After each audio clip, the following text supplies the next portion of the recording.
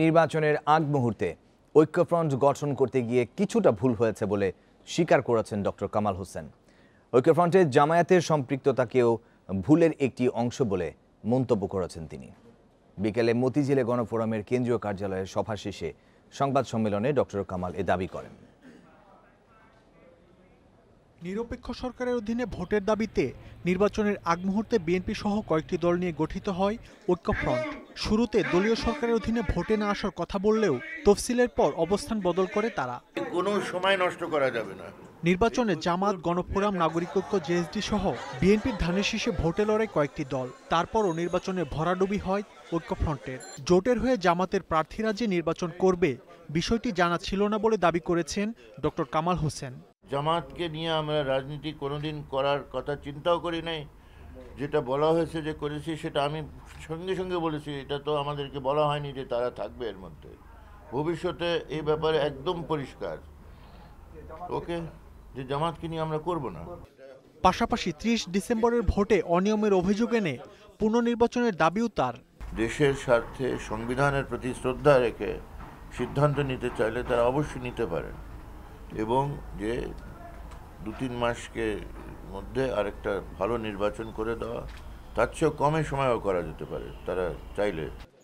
এছাড়া জামাতের সঙ্গে সম্পর্ক নিয়ে গণফোরাম বিএনপির স্পষ্ট বক্তব্য চাইবে বলে জানিয়েছেন দলের সাধারণ সম্পাদক মোস্তফা মহসিন মন্টু। পাশাপাশি ভুল সংশোধন করে গণতন্ত্র প্রতিষ্ঠায় ভবিষ্যতে সুদৃঢ় জাতীয় ঐক্য গঠনের কথাও জানিয়েছে গণফোরাম।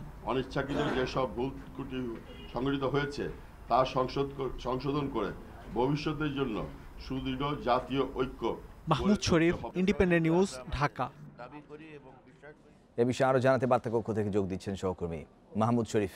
মাহমুদ, গণফোরাম গঠনে ঐক্যফ্রন্ট গঠনে আসলে কি ভুল ছিল বলে জানিয়েছেন ডক্টর কামাল হোসেন? আসলে আজকে যে সংবাদ সম্মেলন ছিল সেখানে জামাতের যে সম্পৃক্ততা এটিকে তার প্রকাশ্যে বলেছেন। এছাড়া সংবাদ সম্মেলনের বাইরে গণফোরাম নেতাদের সাথে কথা হয়েছে, তারা যে বিষয়টি বলেছে যে ঐক্যফ্রন্ট যেহেতু গঠন হয়েছে নির্বাচনের ঠিক আগ মুহূর্তে, তবে এখানে যেসব দল সম্পৃক্ত হওয়ার কথা ছিল আরও বেশ কিছু দল তারা এখানে তাদেরকে আনা যায়নি। কেন আনা যায়নি এই বিষয়টি আসলে তারা এখন বিভিন্নভাবে বিশ্লেষণ করছেন, এবং আরেকটি ভুল তারা দেখছেন যে আসলে বৃহৎ দল বিএনপির সাথেই মূলত তারা ঐক্যফ্রন্ট গঠন করেছে। সেখানে নেতৃত্বের একটি বিষয় আছে, সেই নেতৃত্বে কিভাবে চলবে ঐক্যফ্রন্ট বা কার নেতৃত্বে চলবে বিষয়টি সমাধান আসেনি, এবং এখানে বিএনপির ভারপ্রাপ্ত চেয়ারম্যান তারেক রহমানের যেসব সিদ্ধান্ত রয়েছে, কিছু সিদ্ধান্ত, সেই সব সিদ্ধান্ত নিয়ে মূলত নির্বাচনের আগে আমরা দেখেছি মতবিরোধ হয়েছে। কারণ এখানে ঐক্যফ্রন্ট বা ডক্টর কামাল হোসেন যেভাবে আন্দোলন বা নির্বাচনে যেতে চেয়েছেন, সেখানে তারেক রহমানের সাথে এই বিষয়টি একমত হননি তারা। মূলত এই বিষয়টি শুরুতে তারা সুরাহা করতে না পারার জন্য এখন সে বিষয়টি তুলে আনছেন ভুল হিসেবে, এবং তারা বলছেন যে মূলত ঐক্যফ্রন্ট গঠন হয়েছে তড়িঘড়ি করে, আমরা পরবর্তীতে বৃহত্তর স্বার্থে যে ঐক্য গঠন হবে, এর পরবর্তী গণতন্ত্র রক্ষা বা যে আন্দোলন সংগ্রামের জন্য ঐক্য গঠন হবে, সেখানে এই বিষয়গুলি তারা সামনে নিয়ে আসবে। শরীফ, আমি একটু জানতে চাই জামায়াত ইস্যুতে এখন বিএনপির সঙ্গে ডক্টর কামালের অবস্থান কি হবে সেই বিষয়ে তিনি স্পষ্ট করে কি বলেছেন?